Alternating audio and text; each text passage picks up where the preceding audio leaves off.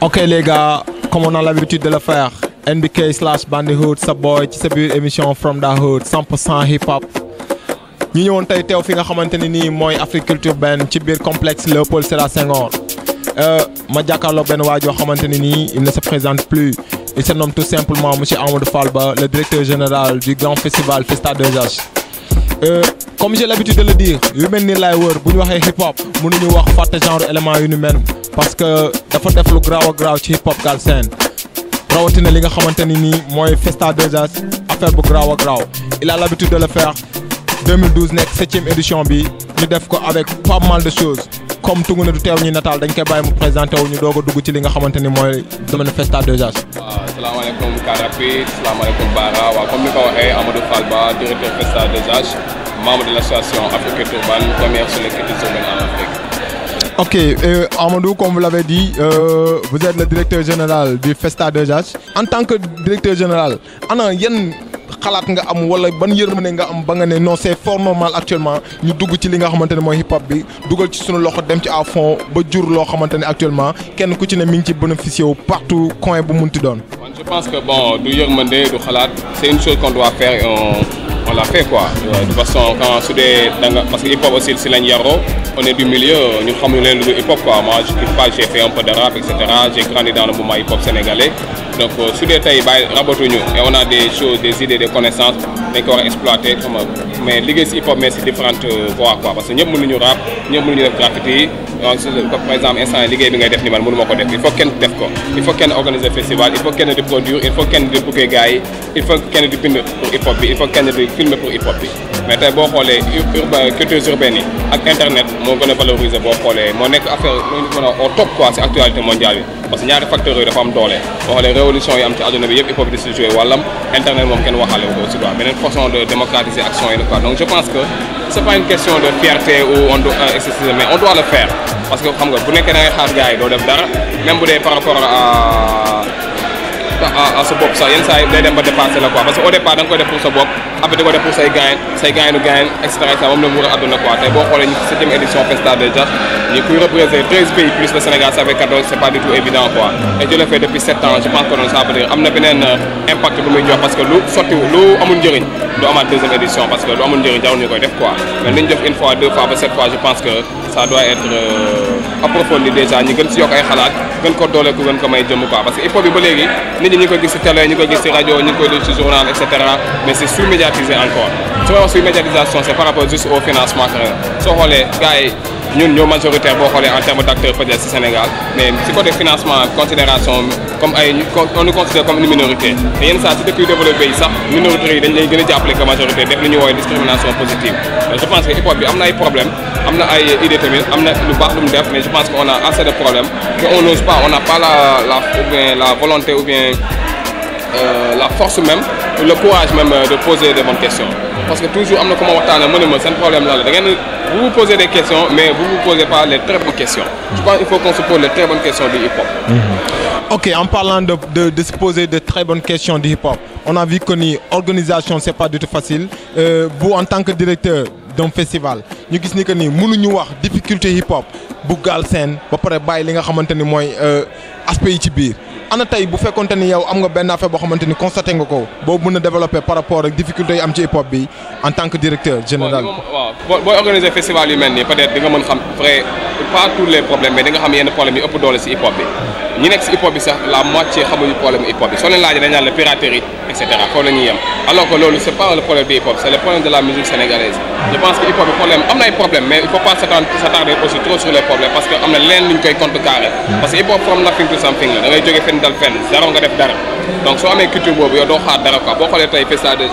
boo xoolee li yëpp ko mobiliser je pense c'est assez de partenaires c'est pas suffisant moo tax ñi woon a yegg niveau bi on peut en plus faire 3 concerts yu mag 3 concerts yu ndaw 4 projections de films benn battle de danse benn battle de DJ ak benn caravane de graffiti c'est pas évident en 10 jours 14 pays c'est pas évident je pense que pour être quoi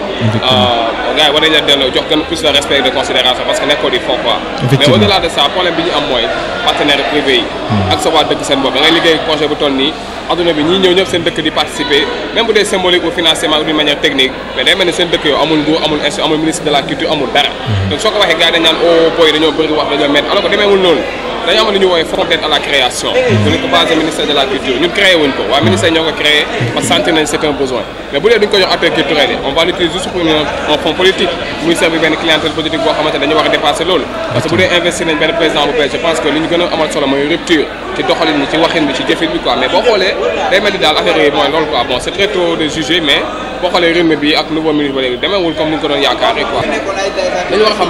ñun ñooy kan d'abord ak lan lañ fi def nan la ñu war a toll ci dëkk bi quoi parce que xeex la il faut que ce soit ça doit être une lutte permanente parce que soo xeexul du am place xam nga da ngay gis syndicat yi ñun rek à eux seuls il peut paralyser une année scolaire mais il faut que loolu dafa war a wane boppam ci côté yu ba nekk dañu war a valoriser rek propagande bu seen dem ci école yi dem ci hôpital yi ci prison yi ci concert yi partout amul ay effet de ghetto ça c'est révolu quoi nous sommes en 2012 xam nga ku nekk mën nga teewal sa gox anyway amul problème mais je pense que affaire war nañ ko gën a pousse quoi yóbbu ko ci lépp gars yi gën ko xam parce que ba léegi gars yi dama la si sous médiatisation bi lu am la gars yi dañ koy seetlu mais regarde un mauvais hip hop am ay clip yoo xamante ne kenn xamul fan lay commencé fan lay jeexee nga def si seen i tool ni Festa boo xoolee ren dañ def ci logistique bi nu mu amee doole groupe sénégalais yi la majorité ñëw def playback mais loolu xam nga tamit après geew yi dañuy ñëw faj gars yi dem seen yoon effectivement dem leen ñu yóbbu image bu baax ci Sénégal dañ naan ah dëkk boobu c'est nice le festival et tout mais les gens ils jouent playback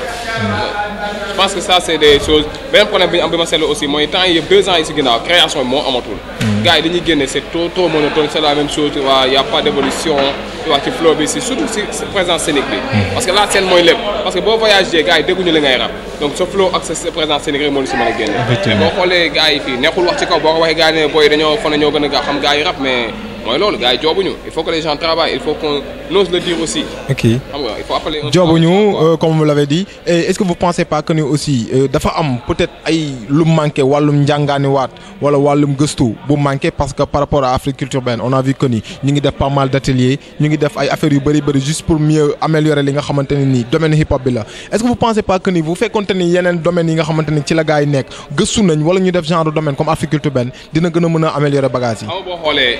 mot culture urbaine par exemple gars yi ñu ngi koy commencé utiliser te boo xoolee ñu depuis le départ je pense qu'on est la première association à utiliser ce mot ñu bëri xamuñu lan la mais fii tendance la alors que am na benn rappeur français bu tudd Fabonné il faut jamais être dans la tendance il faut être sur la bonne direction loo am solo nous ne sommes pas dans la tendance nous sommes sur la bonne direction ou bien nous essayons d'être sur la bonne direction parce que soo nekk ci tendance day xew di xew comme mode la te loolu baaxul il faut nga am focus xam nga lan ngay def quoi mais boo maîtriser wu li ngay liggéey aussi c'est pas à nous de la ñoo la koy jàngal par exemple man boo yeewoo ne rappeur nga mais xam nga tàggoo kenn pour nga def rap mais mënoo nekk rappeur ba pare doo def recherche xamoo information bi xamoo actualité bi xamoo adduna bi nu fu mu toll nga bëgg rap mais du avancer da ngay limité bi nga rap mais benn niveau très limité ngay yem alors que soo opené mind bi xool adduna bi lu fi xew di comprendre géopolitique bi xam nga histoire bi d'abord histoire bi sax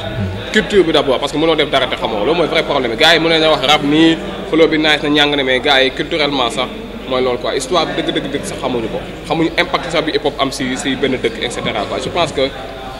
retour à la base la ñu war a gën a def quoi parce que xam-xam moom soo ko amul moom du ma ne doo tekki de mais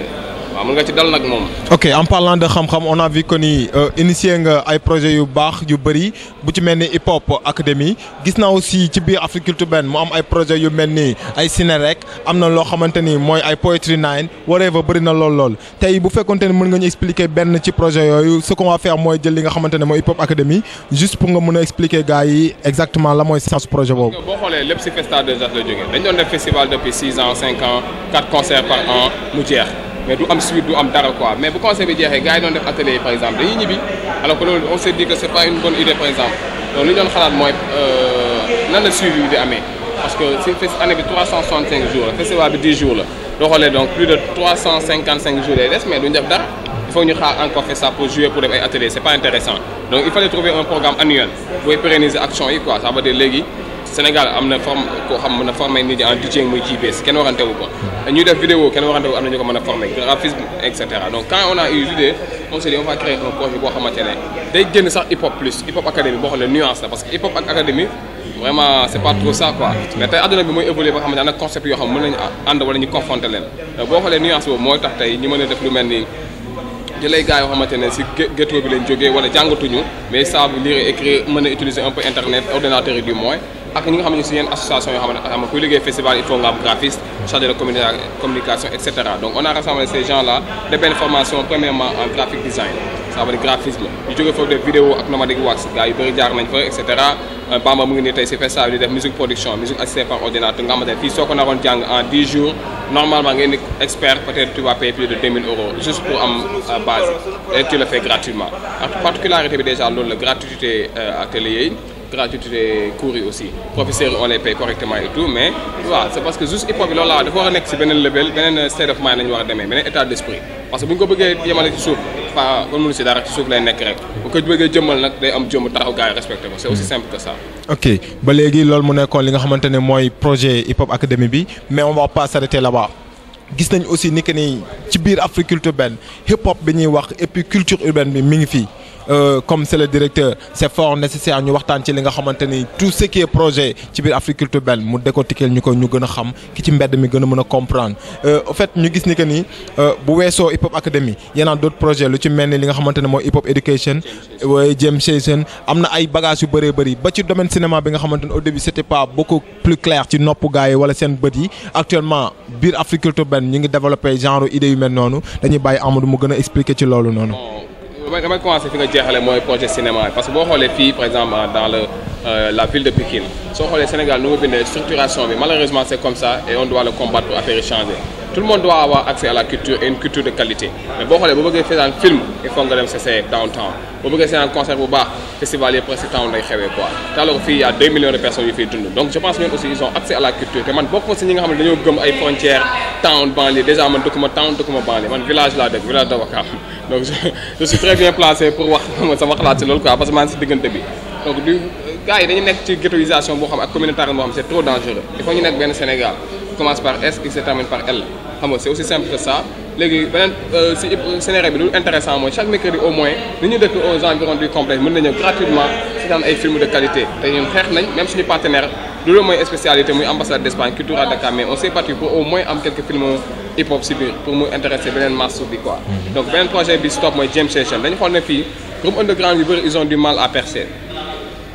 ñu ne bon on va faire un petit projet qui s'appelle Jam Session comme son vrai nom l'indique conseil yoo xam ay 300 personnes lañ 500 personnes mais live exclusivement là ñi nga xëccoo gars yi la yenn saa yi du yomb donc da ngay jël 3 gars yoo xam kenn xamoo leen ak 3 personnes confirmées comme nga jël benn Balvada benn Sall Ngari benn Odi Gang boole ko benn Matador Xuman ak Simon ñu bokk seen xam nga ça peut aider les gars ñu jàng si gars yi échanger yóbbu seen bopp beneen level quoi donc boo xoolee à part 2 projets yi beneen bi mooy hip hop education nga xamante ne si partie hip hop académie la bokk projet boobu tamit projet bu intéressant la parce que boo demee Europe mercredi soir ak samedi soir xale yi hip hop bi dafay dem dafay atelier de danse graffiti di occuper jeunes yi parce que jeunes yi boo leen occupé wul leneen occupé leen c'est aussi noonu la demee parce que tamit nit moom lu mu gis rek lay xam surtout ay xale ils sont un peu brain bi dëgëragul et tout donc boo li nga siy defar moo ciy nekk donc loolu parents yi aussi ñëpp gis nañ fuite des responsabilités taluñu ko gaa parents yi sax mooy na bu ñu yeewoo seen doom yi sax xamuñu fu ñu nekk xamuñu ndax jàng nañ wala jàng donc hip hop bi tamit je pense il doit jouer son vrai rôle social quoi dem ci dugg ci comme li wax sànq ci hôpital yi ci prison yi ci mbedd mi ci école yi ci université yi pour gën a propagande pousser woon gars yi vrai ak valeur positive du hip hop quoi donc beneen projet bi nga xamante ne tam mu ngi koy def mais gars yi bëri xamuñu ko parce que dañ ko xaw a arrêté sax muy flow up donc il faut on va le reprendre l'année prochaine c'est dajale underground bi def ay battle dire si ñu intéressant 4 suivre leen pendant 2 ans avec album à la clé des vidéos des tournées xam nga soutenir leen ci PESA et cetera parce que ñun tamit loolu lañ mënal gars yi quoi on n'a pas de l'argent à distribuer mais on a des idées à vendre voilà. Ok, je pense que c'est clair. C'était Amadou Falba, directeur général du grand festival Festa de Jazz de Africulture Ben ici à Pikine Icotaf au grand complexe culturel Léopold Sédar Senghor. ñu defoon benn jaar ci li nga xamante ne nii mooy Festa de Jazz mu nekkoon affaire bu graaw a graaw li ñuy def mooy naan la keep it for real man pull up.